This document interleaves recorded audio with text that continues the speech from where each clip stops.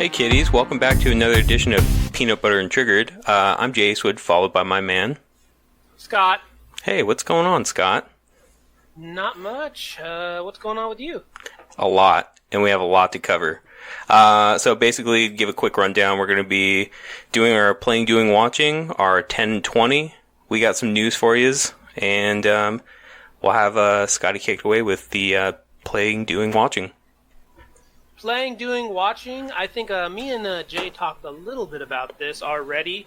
I know last episode he had talked about how he was going to see a movie that he's about to tell you guys about, and then just so happened I went and saw a movie too. So I actually got away from we got a babysitter. Me and my wife went and had a date night, and we saw the movie yesterday. Have you heard of that one? Yeah, I did actually. It was actually really heavily marketed for like 2 weeks, and then I didn't hear anything about it. Yeah, it was the premise of this is this guy basically. Long story short, all the power goes out. This happens like in the first 15 minutes of the movie, so spoiler all the alert. power goes out, and then like for the whole world. All the power goes out for the whole world, and then it comes back on.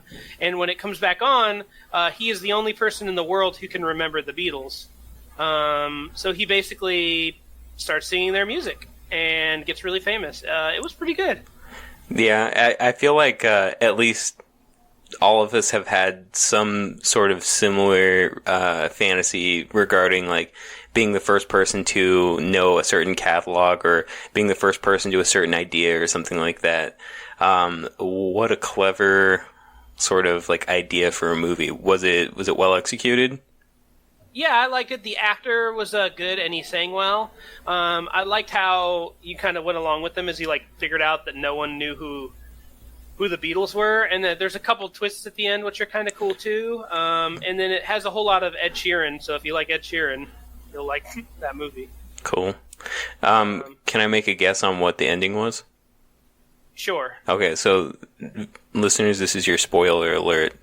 Scotty's going to tell me if I'm right.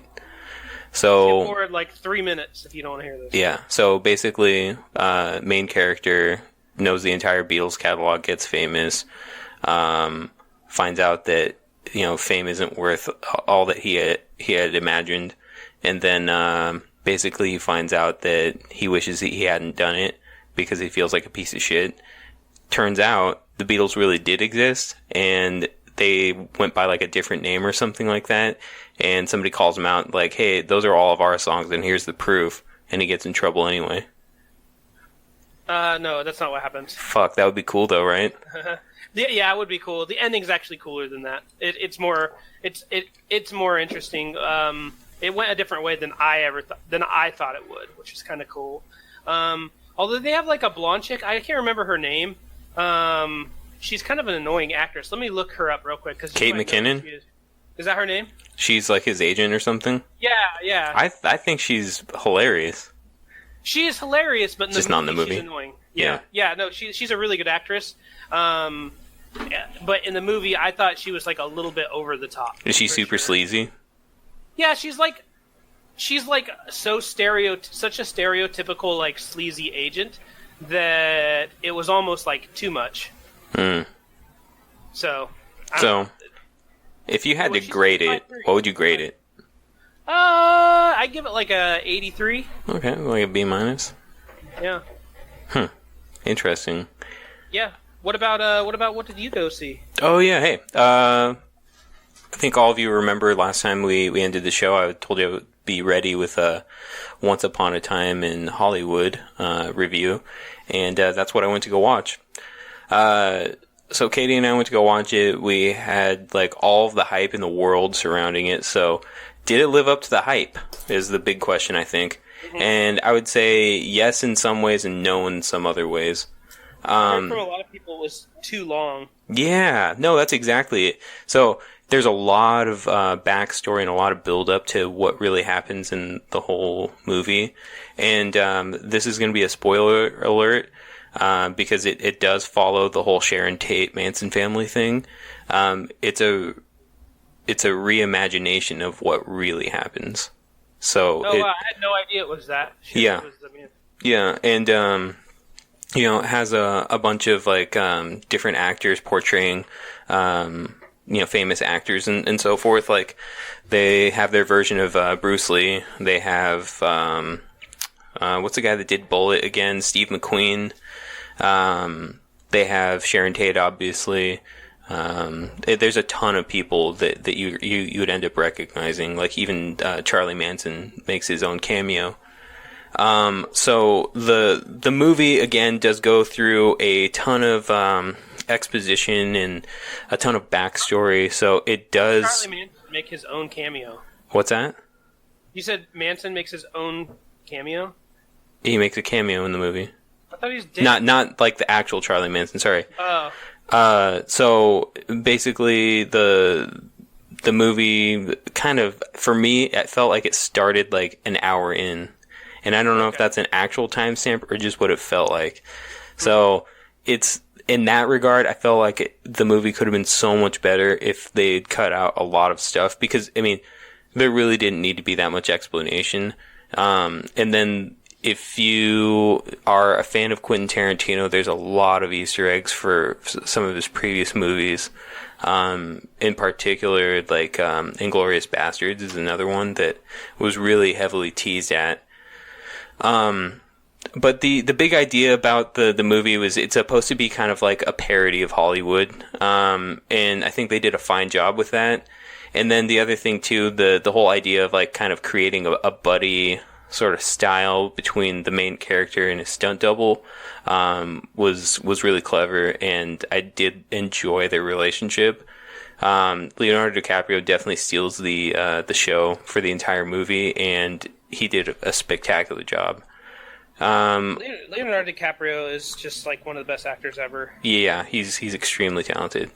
And then the other thing too about the whole movie is it just goes to a different place that you don't expect it to, and the end is basically a cherry on top. And I think that's what you can expect with a lot of Tarantino films. Is just like there's always a massive payoff. At least from what I think, when I watch Tarantino films, there's always a payoff, and this one's no different. So I gave it a B minus, mainly because I think that there was a lot of hype. If there was no hype surrounding it, it probably would have gotten a strong B. So, you're letting the advertisements and stuff actually affect your grade? Well, that and the long start.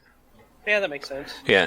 So the cons I would say it took too long to start. There was a lot of hype surrounding it, and on top of it, there really wasn't any sort of explanation on what it was going to be about, which is kind of good and kind of bad, because when like a movie trailer comes out, you feel like you've already seen the movie. Yeah, for sure. This was the exact opposite. A movie trailer comes out, I feel like I had no idea what the movie was about, and then I felt like I maybe had an idea, but then I watched the movie and it's completely different. The pros, excellent acting. It's a period piece, so everything was really, really well done. All the cars made sense. All of like the different types of movies that were coming out at the time really made sense. They even had like old logos for everything, like TV logos. They featured like real life TV shows at the time too. Was it like the 60s or? It was the 70s. Okay. So it was really good in that regard. There was a lot of attention to detail. So that's why I gave it the B minus. The acting was really good too. That makes sense. Good story. Well, where would you rate it in Tarantino's movies? Like, is it one of the top ones or middle ones? I'd say it's middle. I mean, it's for me, it's kind of hard to rank Tarantino films, because you're going to get the guys that talk about, well, are we talking Tarantino directed and written, or are we just talking Tarantino written, Tarantino directed, so forth. I think the best ones for me, and I know you're going to hate this, are going to be like True Romance, Pulp Fiction, then maybe like Inglourious Basterds, and then maybe Once Upon a Time in Hollywood. Okay, that makes sense. Have you ever seen Four Rooms? No. If you ever get a chance, Four Rooms is not one of his best films, but specifically, it's what the fuck's that guy's name? You'd probably know him. Well, you know who he is. Everyone does. Let me see what his name is. What is the movie about, though? So the movie is it's with Tim Roth. He's the main character. I like Tim Roth. It's about Tim Roth basically plays like a busboy, or I don't know what to call it. One of those dudes at a hotel who basically takes your bellhop. Bellhop, yeah, exactly. And how it works is it's actually like almost 4 separate movies all in one movie, with each room being a different movie about something like completely different. And this guy's jumping between all of them. So it's kind of like an interesting movie in that regard. Most of the movie is not that great, in my opinion. But the last room, the very last room, you could even just go on and just watch the last room, and I think you get the hang of it. I remember this. Yeah, do you remember? Because Tarantino, he basically walks into the last room, and there's like all these like rich, well-off men who just love betting on shit. Yeah. And they use him for a certain experiment.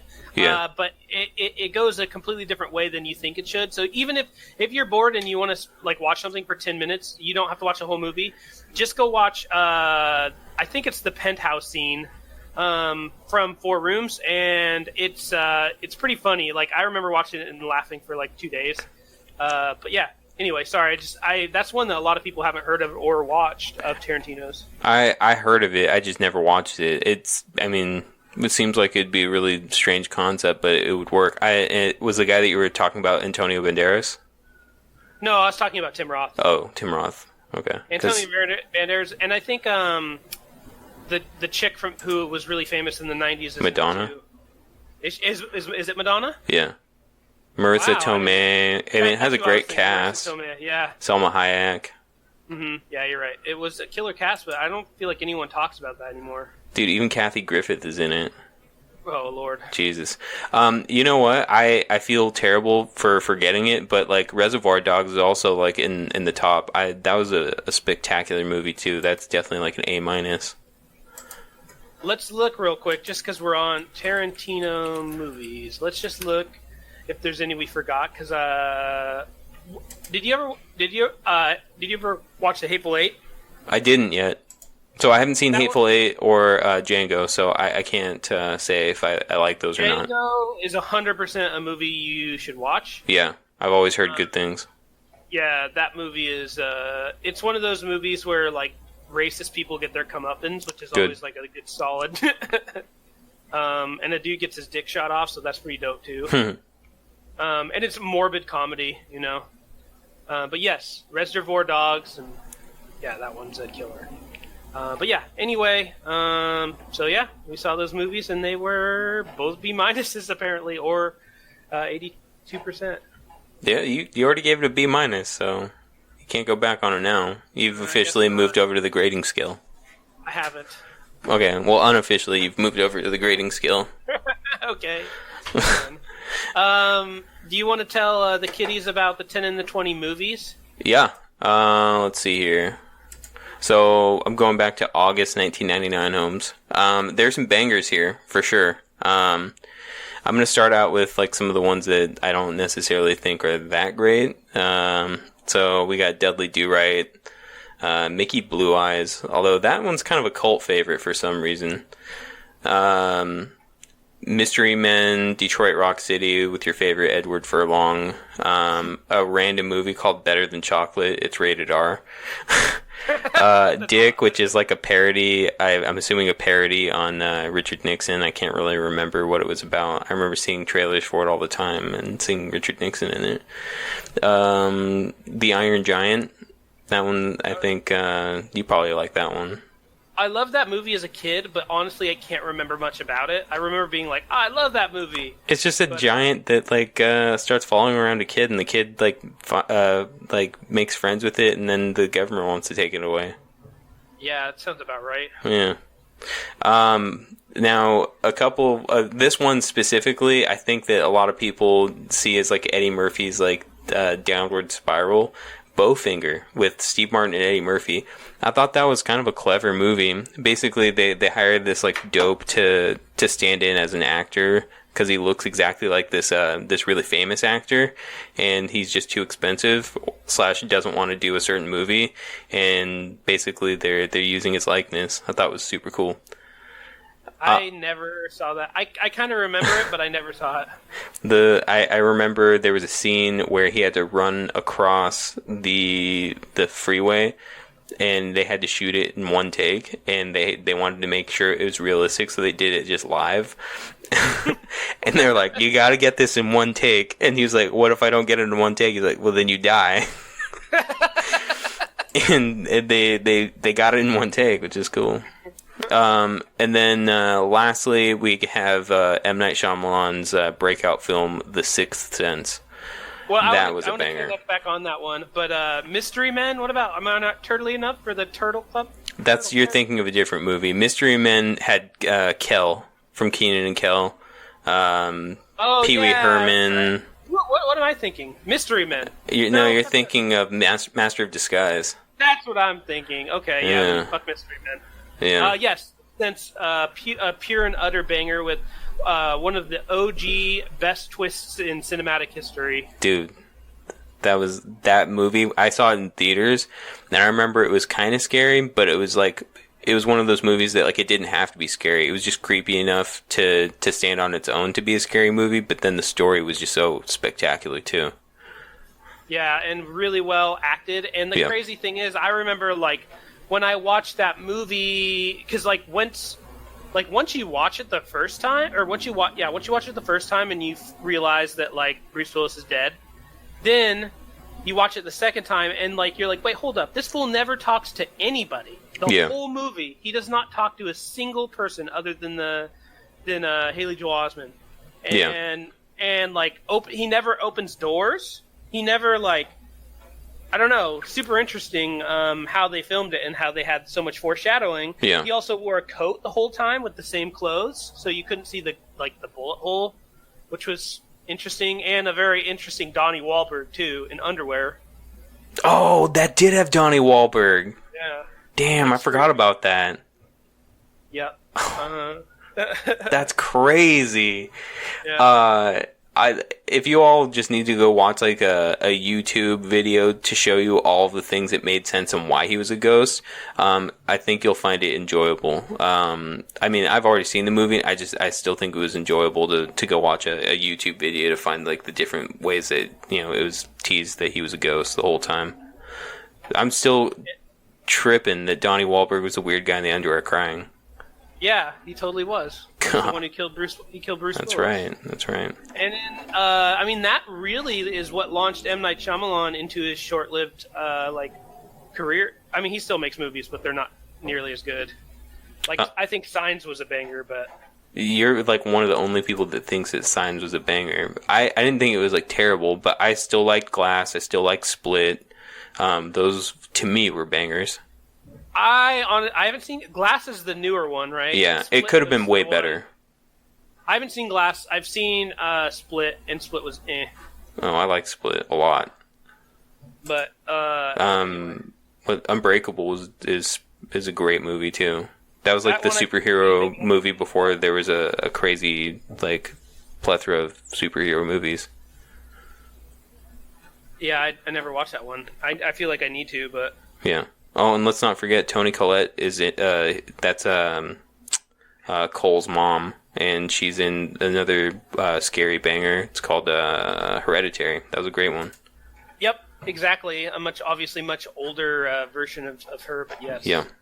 Neat. Have you seen Haley Joel Osment now? Yeah, he's in a really funny movie called Special Ed, or no, not Special Ed, Sex Ed. He was in a video game. Which video game? I think he was in Grand Theft Auto. Was he? Grand Theft Auto? He was in. He's in NBA. Right now, he's in Silicon Valley. Oh yeah, he's the VR guy, right? Yeah, exactly. Yeah. That's crazy. I forgot all about that. He's so funny. Yeah, he when he was a kid, he was a super cute kid, and then as a teenager, he wasn't the best looking guy. But now with his beard, I think he's definitely filled out and looks a little better. But without a beard, he looks terrible. Yeah, he's Forrest Gump Jr. I know he is. Forrest Gump. Him and Forrest Gump is one of the cutest little kids ever. Yeah. Hello, Mr. Gump. My name is Forrest. He was also in Tusk. He was the friend that was trying to find his other friend that was being turned into a walrus. That is not one that I saw. You didn't watch Tusk? No, I did not watch Tusk. Check this out. This is the plot summary. A U.S. podcaster, played by Justin Long, ventures into Canadian wilderness to interview an old man, Michael Parks, who has an extraordinary past, and the American learns that the man has a dark secret involving a walrus. Yeah, I'm like looking right now at the like screenshots. Oh my god, it looks terrible. It's really campy, but it's super fun. It's you shouldn't take it serious at all because like even based off of the Metacritic score, it's like 55. Directed by Kevin Smith. It's nice. it's not a bad watch. You got to watch it though. One show I forgot for the PDW. Now they bring up Kevin Smith. Is I have started watching Comic Book Men. Oh, really? Yeah, I just started. Like I watched like the first episode. Is it worth the watch? I mean, if you're into like comics and you like seeing people who are super passionate about stuff nerd out, yeah, it's pretty good. Kevin Smith, I like him a lot. Did you ever listen to the Joe Rogan podcast with him on it? No. Dude, he has him and Rogan cry multiple times in that podcast. Dude, he talks about when he had a heart attack. It is freaky, dude. I don't know if I could power through Joe Rogan because it's like what, a 3-hour podcast? Yeah, it's a long podcast. Fuck that. He's just basically talking about how like he goes up for a show because he's like a stand-up comedian, and he apparently used to drink like a gallon of milk a day. Like he'd just carry around a gallon of milk, and obviously he's like overweight and had like all these health issues, and he was feeling sick, so he like sat down, and his manager was like, "All right, you do not look well," and he's like, "I don't feel well," and she's like, "Well, maybe we should cancel the show." And he's like, "No, and we're not going to cancel it." And so he was just like, "Let me lay down for a little bit." So he laid down. She came in, and he was like, "Okay, maybe we should cancel the show." And she's like, "Yeah, the paramedics are already here." And they like showed up, and the paramedics like took his like pulse and shit. And he said they just like looked at each other and were like, "We got to go." And they went to the hospital that was specifically designed for people having heart attacks, and he got one of the best like heart attack doctors ever.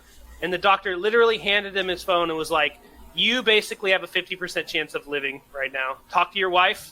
This might be the last time."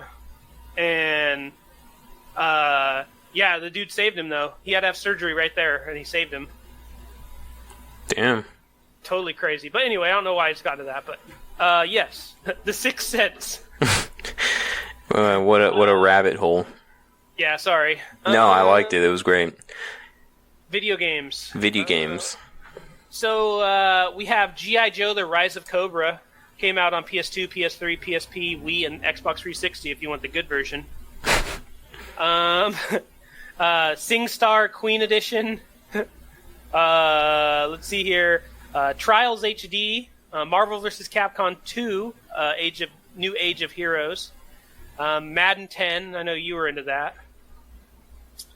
Let's see if there's any... Oh, Metroid Prime Trilogy. I guess that's pretty good on the Wii. NBA 2K10. NBA 2K10, yep, exactly. Batman Arkham Asylum, that's probably the best one on this list. Oh, yeah, dude. That won a bunch of awards, didn't it? Mm-hmm. That was a good game, for sure. It was the best... It was, like, up to that point, the best Batman game that ever came out. Yeah. Like, re-envisioned Batman video games. Yeah, that was, like, the first of the many good Batman games, right? Yeah, all the Batman, like, Arkham Knight and Arkham City. All the Arkham series, a little darker. Yeah. Also very similar fighting style to, like, the Spider-Man fighting style, which is, like, basically you stand in a circle and the baddies, like, attack you and, like, something flashes over your head and you hit triangle to, like, block it. Yeah, for some reason I thought that the Batman video games were more fun than the Spider-Man ones. There was just something about Batman because it was all, like, dark and gritty, and then the other thing, too, there was actually, like, it was a better rogue gallery. Yeah, I think so too. A lot of people are going to disagree with us, but neither of us like Spider-Man that much, so... I like Spider-Man a lot. Well, you didn't like the Spider-Man game, I mean. Yeah, so? What I'm saying is that we both are in agreement that Batman is better, but a lot of people would disagree because a lot of people love the Spider-Man game. Okay. Yeah, that's true, actually. Good point. Also, you're missing out on a really good game. The Toy Story Mania came out on iOS August 14th. I don't even know what Toy Story Mania is. Yeah, me either. I thought you would. Came out on Wii apparently as well. Let's see the ratings here. From Game Revolution, it got a D. Game Zone gave it a 5, and IGN gave it a 6. Nice. Jesus. Look at that. Look at him go. It's just like one of those games that has a bunch of mini games in it. You know? Oh, wow. Let's just say that this was not a great month for video games. No. Although we can look forward to this month's games, maybe, the free games. Can you tell us a little bit about PlayStation? Oh, yeah, we totally got played. You remember how last month they were teasing that we were going to get Star Wars Battlefront 2 and UFC 3? Yep. Nope, we are not getting those. We're getting, we're getting, what is it called? Sniper Elite 4, and there's another one here, Wipeout, the collection. Wipeout, is that the driving game? Yeah. That's kind of what I expected, for a free game. I thought it was kind of odd that we'd get Battlefront 2 a year after it came out for free. And UFC 3, that's one of those that is too good to be free. Yeah. I just thought that they would release Battlefront only because of the microtransactions, and that they just wanted to get as many people into the game at this point as possible. That's what I was figuring. Yeah. I mean, that makes sense. Xbox has a couple games here too. You can tell me if you want them or not. Gears of War 4. That's a good one. I feel like if you haven't played Gears of War 4 at this point, you're never going to play it. But yeah, a good one. And then Forza Motorsport 6. I'd play that. I'd also play that. I think those ones punk on the PlayStation ones, actually. Yeah, this is one of the few months where Sniper Elite 4 looks like a lot of fun, but I love those games. But this is one of the few months where I feel like, okay, you know. The Xbox got it right, damn. Yeah. They also, Torchlight, as well as Castlevania Lords of Shadow, which are Xbox 360 games, but they're backwards compatible, so you can play them on your Xbox. So that's basically 4 games, and Torchlight's not a bad game. Castlevania wasn't that bad. Yeah, neither is Castlevania. It's a good game, too. So damn. That's 4 decent games, yeah. They just punked on PlayStation. For sure. For sure.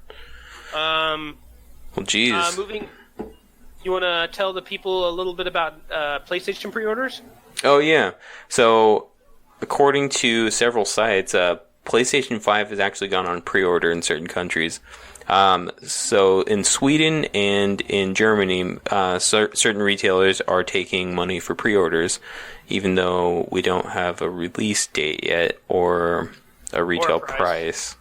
They're saying that they're going to be taking 9,999 kroner in Sweden, which is about $1,500 for a pre-order, and then in Germany they're going to be taking the equivalent of $1,400. I think that's kind of weird. I think it's kind of the same thing that's happening. Did you hear about the Toyota releasing a new Toyota Supra? No, enlighten me. So the Supra is one of the extremely iconic cars. It has one of the most bulletproof motors ever built. Anyways, they went out of production, I think 1998 or something like that. So they've released a 5th generation Supra. In partnership with BMW. It's basically the Z4 with a bunch of Toyota stuff on it.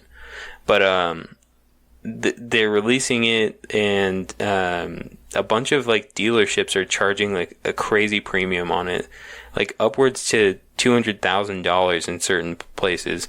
The car only really retails, I think, at $90,000. It's a huge markup, and people are kind of seeing through it, and they're not buying it. So yeah. I think that that's kind of the same thing what's going on in Sweden and Germany. They're trying to basically see if people are willing to pay a premium to pre-order a PlayStation. Jeez, talk about alliteration. Yeah. Apparently, according to this article I was reading, Sony's Mark Cerny said, quote, that the price of the console will be appealing in light of its advanced feature set. And there's no way he'd say something like that if he knew it was going to be $1,000. Everyone's saying it's not going to be $1,000. They estimate anywhere between $400 and $600 at the most. These people are just trying to put shit on pre-order just to put it on pre-order. Damn. God damn. Well, I have an interesting article here. Do tell. A man finds a rare NES game in his attic and sold it for $9,000. Is it like one of those games that somebody had to go to a tournament for and they get like a golden cartridge? It's funny you said that. One of those did actually reemerge. I think there are 10 of them. It's the Nintendo World Championship cards. Yeah. And there is a gold one, and then there's also a gray one, I believe. One of those a few months ago did emerge, and I believe was sold for like $20,000. This one is an unopened copy of Kid Icarus for the NES, complete with receipt. Damn, I'll be goddamned. Yeah, so apparently it was bought as a Christmas gift for the gentleman who sold it. For whatever reason, it was forgotten about and never given to him. Sorry. So, no, you're good. He said he saw it and thought it was worth a couple $100. Turns out, 9 Gs. 9 Gs for Kid Icarus? That game's not that great. Well, it's not the game. I think it's just the fact that it's rare and sealed. God. And dang, it looks... Dude, it looks pretty badass the way it's been sealed and stuff in the box. It's actually been graded, it looks like. Oh, it's from JCPenney's. It was $34.99, and it was purchased. Let's see if I can see a date. Sorry, in 1988. Holy December 6th, shit. 1988. For $34.99. That's nuts, dude. It's graded, so it's an 8.0 out of 10, which has to do with like the box, like when the condition. The condition. Well, the thing is, when you're that high, like an 8.0, 9.0, 10.0, it doesn't even have to do with the condition only. It also has to do with the print. Yeah. So, if it's printed left or right, it gets crazy. Dude, that receipt looks archaic. It Right? looks like hieroglyphics. It's amazing that he still has that JCPenney's catalog department. They still have that receipt. That's like impressive. That's crazy. And it's like perfect. It's in perfect condition. Yeah. Oh, nice. Yeah, Good for them. impressive. Yeah, I know. 9 Gs, okay. He said he split it 50-50 with his sister. Oh, okay. And they're going to do a Disney World vacation next month. That's a lot of shekels. Yeah, yes it is. I'd take it. You want to talk a little bit about Mortal Kombat DDoSing? Yeah, this is going to be quick. I got a couple other things that we're going to be hitting on too, but Mortal Kombat is kind of known for, I guess, not really having the exact science of like releasing things on time or even giving people deadlines lately anyways. But apparently NetherRealm Studios has been listening to their fans because there's some a-hole out there that's been DDoSing people, and they released a statement on Twitter saying that they are going to be proactive and using all the resources that they have at their disposal to stop DDoSing in general, but to be targeting a specific player that's been changing usernames pretty regularly. So I think that's really cool. I think that the other thing that's really nice about it is that it shows that they actually listen, and I think a lot of people are surprised by that at this point. What exactly is this gentleman doing? I don't know. I mean, I didn't read too many details on it, but I mean, it's bad enough to where multiple people are making complaints about this one person. And then the other thing is, it's also bad enough to where an entire like studio is like taking notice of it. Yeah, for sure. That makes sense, and that's kind of an asshole thing to do. Definitely. I have one more piece of news, and I'll let you finish up your news. Hey, there's a new thing. It's from Games, Gaems. It's called the Guardian Pro XP.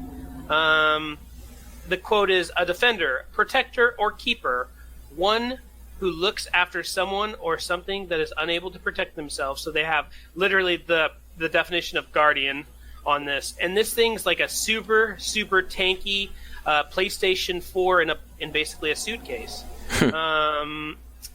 It has its own battery. It's you can actually put an Xbox in there if you want. It's got a nice little screen in it, and then it has all the USB connections on the front of the device. It's actually really nice looking. I'm impressed by like how well built it looks. Thing is, it is $700 for this thing, and that does not include the console.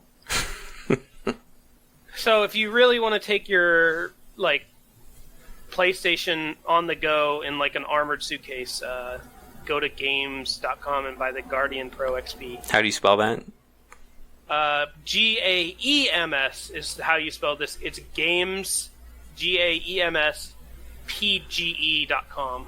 Jesus. Well, yeah. I mean, there's something out there for everybody, I guess. Yeah, I guess so. A couple other quick things, and man, I feel like this is the longest news segment we've ever had. That's okay.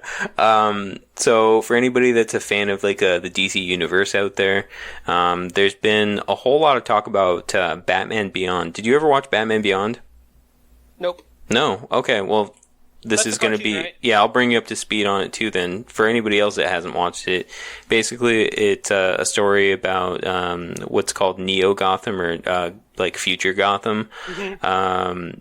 Bruce Wayne is no longer Batman. He hung up the tights after having a pretty close call and almost having to kill somebody with a gun because his heart was giving out. It follows a story about him taking on an apprentice whose name is Terry McGinnis in Gotham City fighting new crime.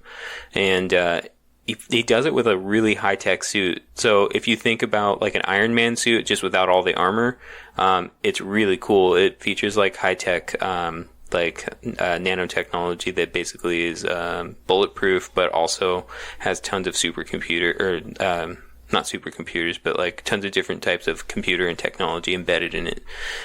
It's a really cool TV show, and it came out like, I think it was like 2002 or something like that. And it had a big cult following, but there was a lot of pre-fan hate, and then it ended up they just hit it out of the park with the TV show. They, I think, lasted for 2 or 3 seasons, and then at that point, there was an epilogue in one of the Justice League Unlimited TV shows, episodes. But anyways, so now that you're all up to speed on it, basically there's been talk about a potential live action reboot, which is interesting because we have the CGI to be able to, develop something like that, I'm sure of it, and still actually have a really good product. There isn't like a lot of detail whether it's going to be a movie or whether it's going to be a TV show like what we see on Titans on DC Universe, the streaming platform.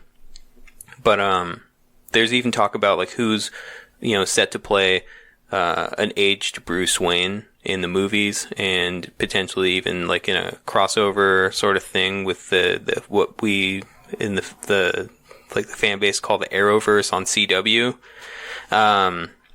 Basically, they've already confirmed that Kevin Conroy, who's the voice of Batman for several years, is set to play an old Bruce Wayne in the TV show.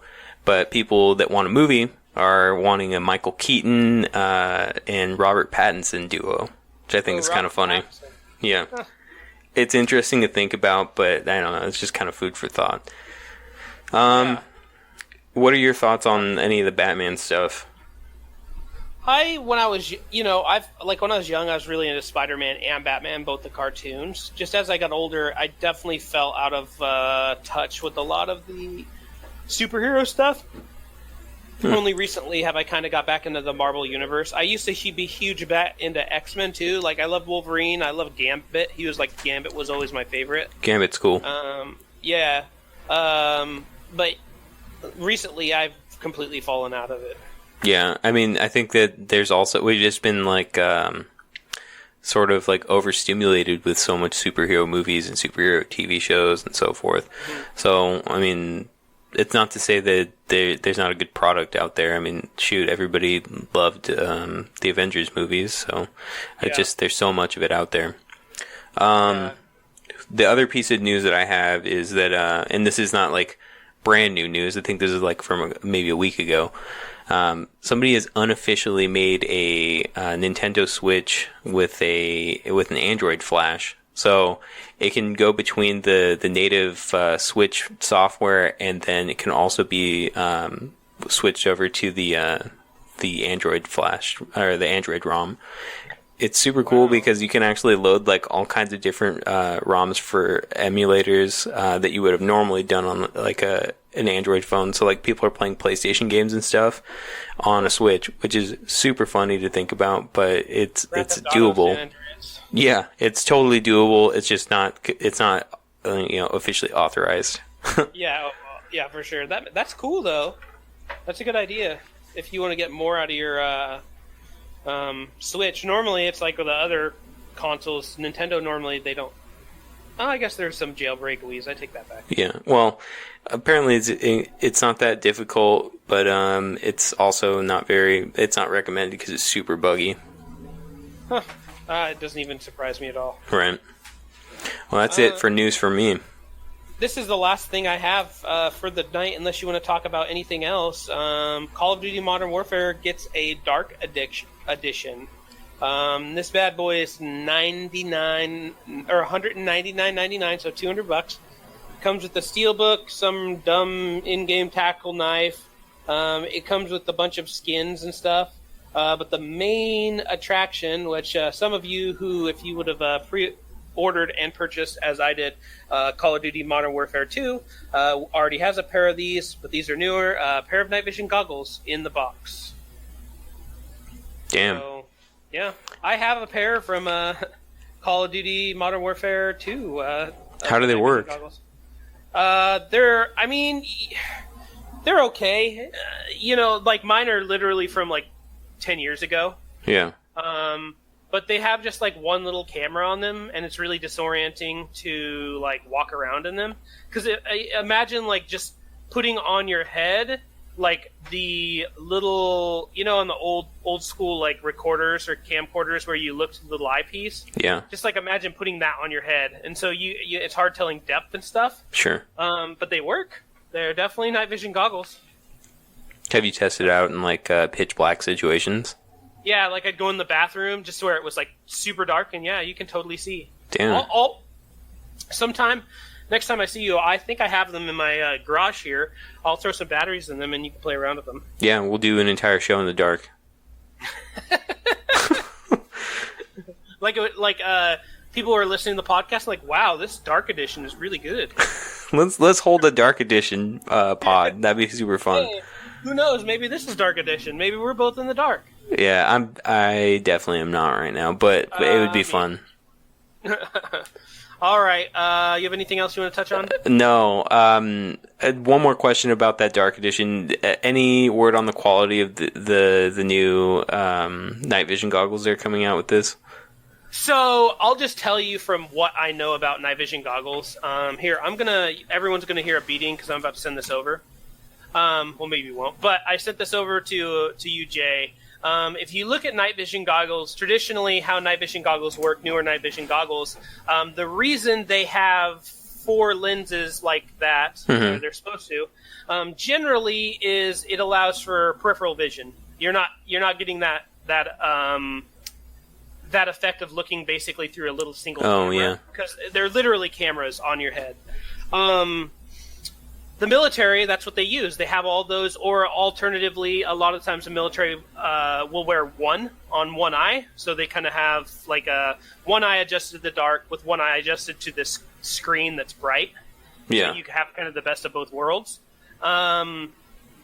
This one, it looks like if you want to look at the night vision goggles with stand, the far left one doesn't look like it has a camera in it at all. The second from the left is actually an IR light. So night vision picks up IR. So basically that's a flashlight that you can't see with regular eyes, but the night vision can. And the middle one looks like it's the camera. So they made it look like it's like a cool, futuristic, modern set of night vision goggles. But I really think that it's just a single camera with a single flashlight. Because if it would have had all 4 lenses, on the left you wouldn't see the little LEDs inside of the what should be a lens. Sure. So I think they're going to be cheap. That's my long and the short of it. Okay. Well, I mean, it's still better than nothing. There, at least it's not a fabric mask that Mortal Kombat came out with. Like, we'll see. Yeah, no, totally. All right, you got any shout-outs? Yeah. I want to shout out Javad. I want to shout out Jacob Boner. May he rest in peace. I want to shout out Jacob's mother, and I want to shout out Ben's mom. I saw Ben walking to a local bar. This is the first time I've seen him in, like, I don't even know how long, and I just saw him walking because, you know, he has that kind of weird walk. Yeah. And I was like, do you need a ride? He was like, no, I'm going to Slingshot. I was like, oh, okay. All right. Well, see you later. And then he went on his merry way to go get hammered. I did hear something about how a homeless camp set up shop outside of his house. Oh, my God. So we're basically neighbors. Not next door neighbors, but we're, like, separated by maybe, I don't know. An intersection? Maybe a block. Maybe, like, half a block, really.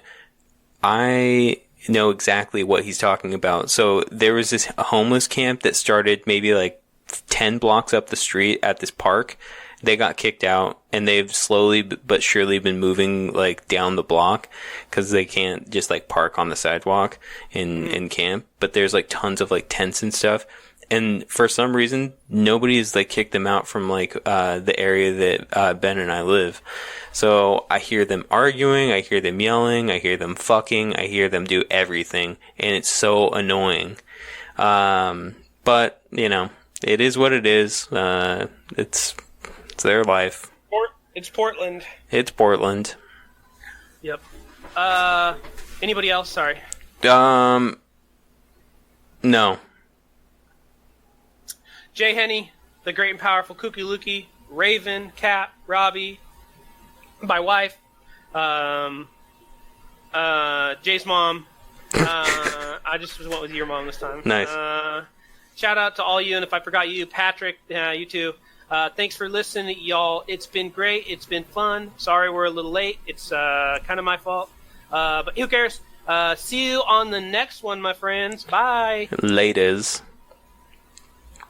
I can't believe you said shout out to my mom. She's a sweet lady. I don't doubt it. Yeah. What's her... I'm going to guess what her name is. Her name is Maria. You're dead wrong, and I'll never tell you.